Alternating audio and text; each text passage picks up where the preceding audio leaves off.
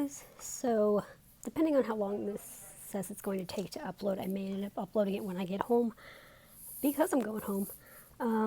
But I just wanted to do the vlog now because when I get home, I'm going to be watching the Lightning game and resting because I'm tired.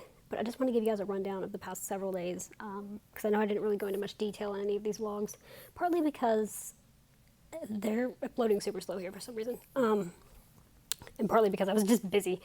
But so you guys know I came into the ER on Saturday evening because my blood sugar was just out of control. It dropped 9 times that day. I kept trying to bring it up, it kept falling, and at some point I was just like, I can't do this. So I went to the ER and dropped one more time, and they admitted me to the ICU for a 3-day, ended up being 2 days, but 3-day like challenge, basically purposely dropping my sugar to 50. I think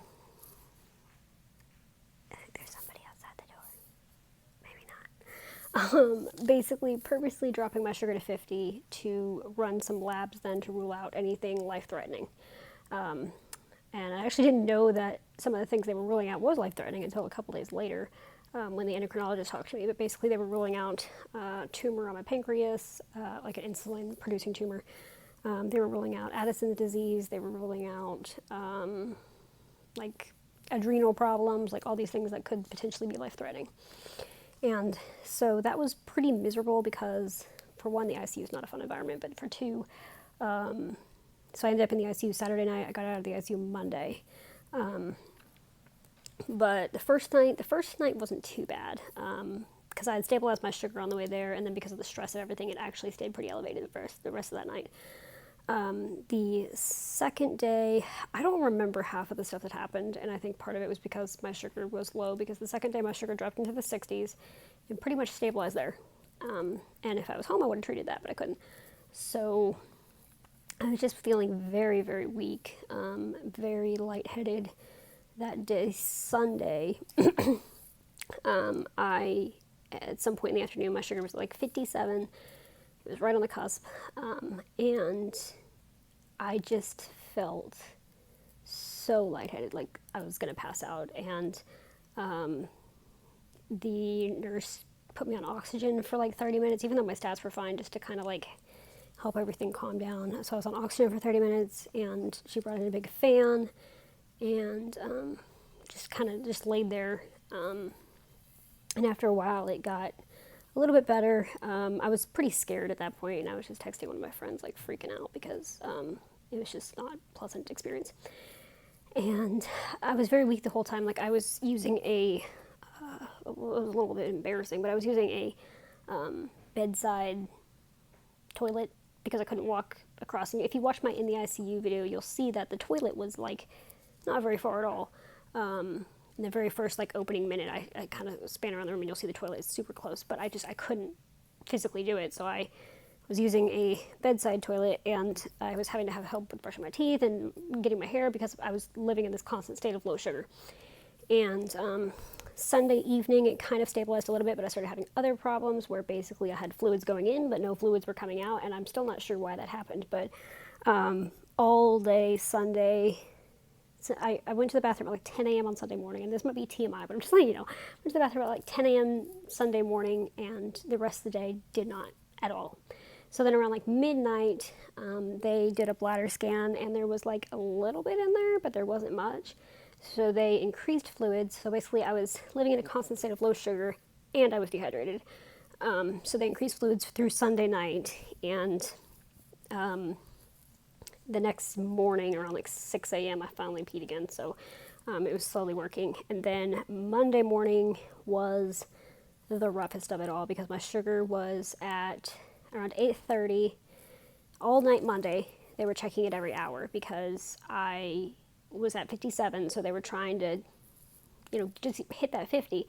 So all night Sunday they were checking it every hour, plus I was having the urinary issues and everything. It was just, I barely slept that night. Then by the time Sunday morning rolled around, like I said, the urinary stuff kind of resolved itself around like 6 a.m. And then about 8:30, my sugar was at 51. And at that point, we started checking it every 15 minutes because we were just trying to hit 50. And my body hadn't eaten for 2 days. All I was having was water and IV fluids. So my body was just really weak at this point. I couldn't even pick up my phone. I couldn't pick up my head. I just laid there feeling like crap. Like I had been like binge watching Disney Plus and watching YouTube and like playing games and talking to people to try and pass time. By the time Monday morning hit around, I was just incredibly weak. I don't think I've ever felt like that before.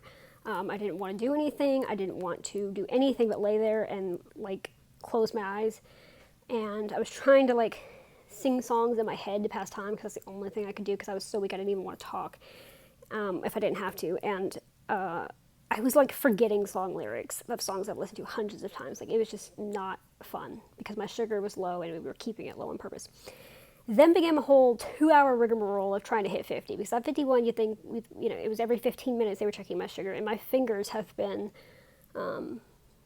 like my pinky's okay, but my fingers have just been demolished. They were worse than this. At one point I had to have band-aids on almost all of them because if I touched anything they would just start bleeding because it was being checked so often. So every 15 minutes my sugar did not hit 50 until 11 o'clock on Monday morning. So it was 51, 53, 54, 57, 53, 51, 51, 53, and then I think finally 50. And I'm not sure if that was the exact order, but it was something around there. And so hit 50, finally got to draw those labs. I was feeling like absolute crap. And immediately after they drew the labs, they gave me glucagon through the IV and also finally allowed me to eat after an hour after the glucagon. 10 minutes after that, it was still 50, 20 minutes, 55, 30 minutes, 55. Then they let me eat, and it went up to like 120 something finally. At the point where I finally was able to eat, my body had actually gone into ketosis, which we didn't really want because I don't have much muscle or fat to give it, but it went into ketosis because I hadn't, my glucose stores were completely out. And so finally we finished that. We finished the labs. I was in the ICU till about 3 o'clock that afternoon, just monitoring, making sure everything stayed okay. And I finally started getting my strength back a little bit after I was eating and feeling better. And then about 4 or 5, I transferred up to here. And I've been here since then, just kind of monitoring things, making sure everything stayed stable. I've had a couple instances of low sugar and like still feel a little bit weak. But it has not been terrible. The endocrine person came up yesterday and talked over everything. It'll be the doctor I'll be seeing, and he was super nice. And basically my official diagnosis is reactive hypoglycemia, which is what we thought it was going to be, because when they ran those labs, my body did stop making insulin when I was at that 50. Like, it knows to drop insulin production. And the other stuff came back normal as well. So it is reactive hypoglycemia. And where we go from here is try to some dietary changes, like avoid not high carb foods, but just like high carbs that process really fast, like white bread and white rice and that kind of thing, white potatoes. And if I want to have those foods, then I need to have a fat or protein with them to balance it out, and hopefully that'll keep the sugar from doing this roller coaster that it's been doing. They're also working with a nutritionist because I am super low in weight, and 2 days of starving didn't help, but we had to do it. And I got a new G-tube today, and there's a potential I might have to start up tube feeds again. I really hope not. I haven't done that since like about 2019, I think. I'd really prefer not to, but if I have to, I have to, and I will do whatever I have to do to help me. And so we're going to try these things, see how my sugar does. I go back to endocrine in August, and go from there. Try this till August, go from there. If that doesn't work, then there's a possibility of starting some medications, but those have risk because they basically suppress insulin production, which can lead to high blood sugars, which can be a whole nother rigmarole. So we're going to try these dietary changes first. And it's a little bit of work because I have to keep an eye on if this is a high processing carb, then I need to balance it out. If it's not a high processing carb, I don't need to worry about it, but I also need to worry about adding more fats into my body, into my diet, because I need to gain weight. So it's like a lot to process, but it's been good. Like, endocrine's been working with dietitian, and they're all working together, and we're just going to go from here and take it one step at a time. I got a new Dexcom as well because my sensor expired the day I got out of the ICU. So I got another one. I'm good till July 1st. We're going to try to get the Dexcom approved by insurance. He said it might be a fight because it's a lot harder to get it approved for people with reactive hypoglycemia than it is for people with diabetes, but we're gonna try. And I'm good till at least July 1st. And I asked him if this has a possibility of becoming diabetes in the future, and he said for most people it doesn't.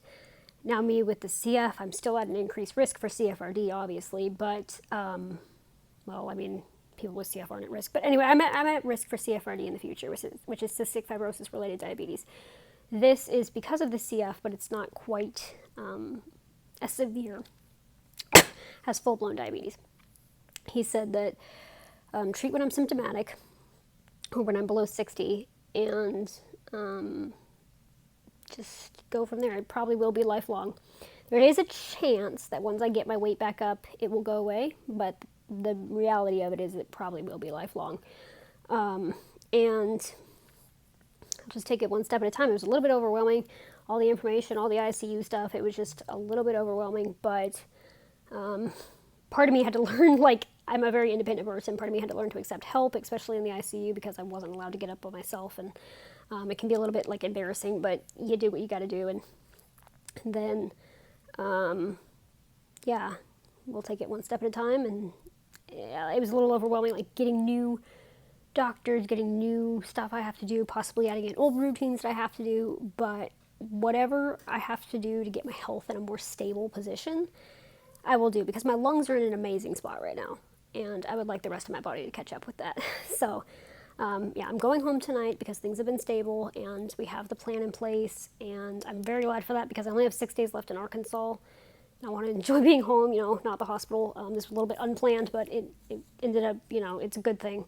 They told me I did the right thing by coming in, and we will go from here tonight. I'm going to watch the Lightning game and go see the horses tomorrow, and hopefully enjoy the rest of this trip. And I'm still feeling a little bit weird, like I'm still feeling a little bit weak, but it'll get better with time. So with that, that's what's been going on, guys. It's been craziness. Everybody's been so sweet. This is an amazing hospital. Everyone's so sweet and so helpful, and we'll push forward. So I'll see you guys tomorrow.